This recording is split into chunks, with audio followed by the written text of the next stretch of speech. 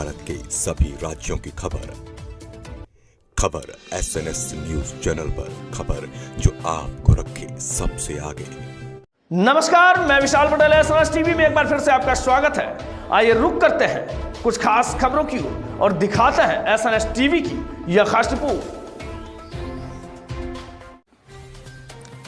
पूर्व केंद्रीय मंत्री एवं मध्य प्रदेश की पूर्व मुख्यमंत्री उमा भारती ने प्रयागराज प्रवास के दौरान कार्तिक चतुर्दशी पर संगम तट से गंगा स्वच्छता और श्रद्धा संकल्प अभियान का शुभारंभ किया। इस माध्यम से उन्होंने गंगा स्वच्छता अभियान से आमजन को जोड़ने का आह्वान किया।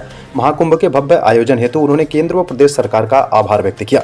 संगम में 5 डुबकियां लगाते हुए उन्होंने प्रत्येक में विशेष संदेश दिए। पहली डुबकी प्रधानमंत्री नरेंद्र मोदी एवं मुख्यमंत्री योगी आदित्यनाथ को कुंभ आयोजन के लिए धन्यवाद देने हेतु, दूसरी साधु संतों के वंदन के लिए, तीसरी प्रयागराज वासियों के धैर्य एवं सद्भावना के लिए, चौथी विश्व भर से आए श्रद्धालुओं के प्रति आभार के लिए रही।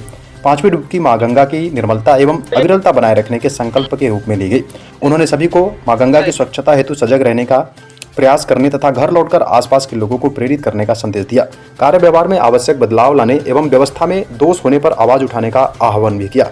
अभियान ने गंगा संरक्षण को नई गति प्रदान की।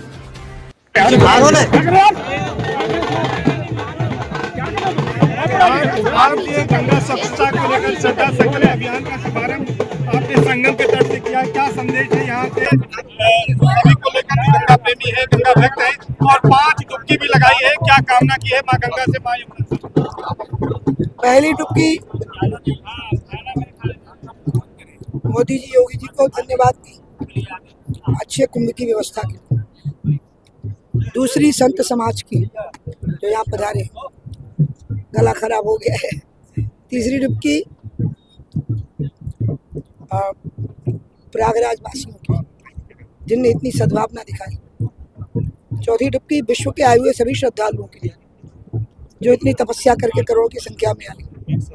5वीं डुबकी हमारी सबकी संकल्प की कि हम गंगा को अविरल और निर्मल और निरंतर गंगा सागर तक ले जाए। अच्छा, ये बताएं कि 2029 में एक बार आपने झांसी में कहा है चुनाव लड़ने के लिए, माँ गंगा यमुना से चुनाव को लेकर और राजनीति में फिर से सक्रिय होने के लिए क्या वरदान मांगा है, क्या कामना की है? ये चीज तो बिना मांगे मिलती है। मुझे पार्टी हमेशा कहती चुनाव लो। तो चुनाव लड़ेंगी 2029 में? यहाँ तो बात ना करेंगे, यहाँ नहीं, ऊपर बता दिया क्योंकि जरूरी था। मैं कहने वाली थी मुझे प्रयाग में रहना है, आप लोग बोल देते कि अब प्रयाग से चुनाव लड़ेगी, तो उससे उस पैनिक को बचाने के लिए मैंने बोला। आज आपने संकल्प क्या लिया यहाँ प्रयागराज? मैं तो लेती ही नहीं हूँ, मैं तो उन्हीं की हूँ, गंगा माँ की हूँ, आप लोगों की हूँ, भारतवर्ष की हूँ। मैं अलग से कुछ क्या बोलूँ जब मैं आप लोगों की हो चुकी, धरती की हो चुकी, नदियों पहाड़ों और गंगा की हो चुकी। अच्छा, आप हिमालय को अपना मायका बताते थे कि हिमालय जो है वो आपका मायका है। प्रयागराज से क्या संबंध है? मेरे मामा का घर, क्योंकि यहाँ पे नंदी जी हैं, वासुकी नाग है, और ये सब शिव जी के गले में। नंदी मेरे बड़े भाई, वासुकी नाग भी मेरे बड़े भाई, मेरे भाइयों का घर, गणेश जी का घर। तो प्रयागराज से कुछ राजनीतिक संभावनाएं हैं भैया? इसी से बचाने के लिए तो झांसी का नाम लिए आज कि प्रयाग में रहेंगे तो आप पूरे 3.5 साल का तो जो बेचारे चुनाव लड़ने के लिए काम कर रहे हैं वो उनका मन टूटेगा, या मन ना टूटे, अच्छा नहीं लगेगा मुझे।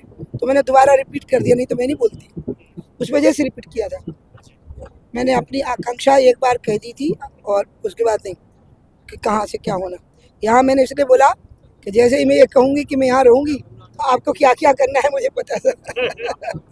अच्छा, बिहार का चुनाव जो है अब एकदम बिल्कुल सामने है और चुनाव प्रचार में सभी पार्टियों ने ताकत झोंक रखी है। क्या लगता है आपको कि इस बार एनडीए महागठबंधन पर कितना भारी पड़ रहा है? सब जनता के हाथ में होता है, जनता मोदी के साथ है, सब मोदी हो गए। अमित रूप प्रकट ते कहला और जथा जोग मिल सभी कृपाला। और जनता का इतना बड़ा परसेंटेज मोदी के साथ है, बिहार का भी है, बिहार में हमें जीतना ही है। अखिलेश यादव, राहुल गांधी और तेजस्वी यादव, इनकी तिकड़ी कोई बिहार में कोई बढ़त बना पाएगी? इनकी क्रेडिबिलिटी खत्म हो गई। अखिलेश की कानून व्यवस्था और जातिवाद और परिवारवाद पे कंट्रोल नहीं हो पाया। राहुल को प्रजातंत्र, लोकतंत्र की महिमा समझ में नहीं आ पाई कि लोकतंत्र की हत्या तो उन्हीं ने की थी, उसी खानदान में वो पैदा हुए। और हमारे जो तेजस्वी हैं वो यही नहीं भूल पा रहे हैं कि उनके पिताजी माताजी सब पे केस बने, वो केस इतने जायज थे कि वो हर सरकार को पार करके वो केस बने, ये हमने थोड़ा ना बनाए। इसलिए इन तीनों को तो अब इतने प्रायश्चित करने पड़ेंगे कि इनकी आगे आने वाली पीढ़ी सत्ता में आ जाए तो आ जाए, ये तो नहीं आ पाएंगे। हो गया, चलिए शुभकामनाएं।